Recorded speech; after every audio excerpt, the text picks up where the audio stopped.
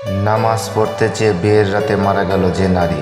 এক মুসলিম তরুণীর সত্য কাহিনী আজকে আপনাদের বলতে যাচ্ছি। কাহিনীটা মনোযোগ দিয়ে শুনবেন। আজ তার বিয়ে, মহাধুমধামে চলছে সব আয়োজন, চারদিকে উৎসব। মাগরিবের নামাজের পর তাকে মেকআপ দেওয়া হলো, সুন্দর সাদা বিয়ের পোশাক পরানো হলো।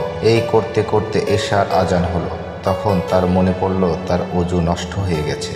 সে তার মাকে বিষয়টা জানালো। মা, আমি অজু করে এশার নামাজ পড়তে চাই। তার মা এতে বিস্মিত হলেন। তুমি কি পাগল হয়ে গেছো? দেখছো না সবাই তোমার অপেক্ষা করছে? তোমার মেকআপের কি হবে? পানিতে তো সব ধুয়ে যাবে।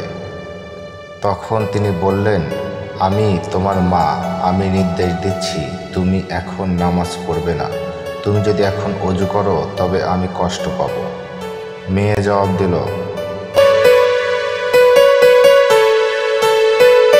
নামাজ না পড়ে আমি এখান থেকে যাব না। মা, তুমি জানো নামাজের মাপ নেই, মানুষ আল্লাহর অবাধ্য হতে পারে না। তার মা জবাব দিলেন, মেকআপ ছাড়া তোমাকে দেখলে মেহমানরা তোমাকে নিয়ে কি বলবে? তাদের চোখে তোমাকে কি সুন্দর লাগবে? তোমাকে দেখে তখন তারা কৌতুক করবে। মেয়ে তখন বলল, মা, তুমি কি এই নিয়ে চিন্তা করো যে আমি সৃষ্টির দৃষ্টিতে সুন্দর কি না? আমার স্রষ্টাকে নিয়ে কি ভাবো? আর আমি ভাবছি আমি যদি আমার নামাজ বাদ দেই তবে তার দৃষ্টিতে আমি সুন্দর হব না। মেয়েটি তখন তার অজু করতে শুরু করলো।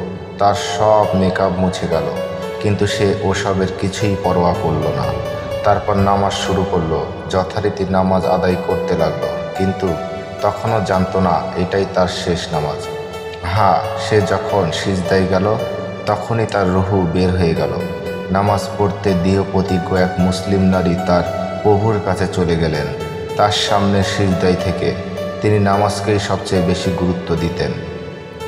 মেয়েটি চেয়েছিলেন তার রবের কাছাকাছি হতে, আর নামাজেই রবের সবচেয়ে কাছাকাছি হওয়া যায়। কে তার চেহারা নিয়ে, সাজগোজ নিয়ে কি বলল সে তার পরোয়া করত না। তার ভাবনা জুড়ে ছিল আল্লাহ তার সম্পর্কে কি ভাবছেন। সব মুসলমানের চিন্তা এমনই হওয়া উচিত, নয় কি? এই সত্য কাহিনীটি বলেছেন শেখ আব্দুল মহসিন আল আহমদ। ঘটনাটি ঘটেছে সৌদি আরবের রাজধানী অবহায়।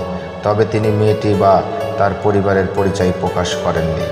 ঘটনাটি ভালো লাগলে অবশ্যই কমেন্টসে জানাবেন এবং সবাই 5 ওয়াক্ত নামাজ পড়ার চেষ্টা করবেন।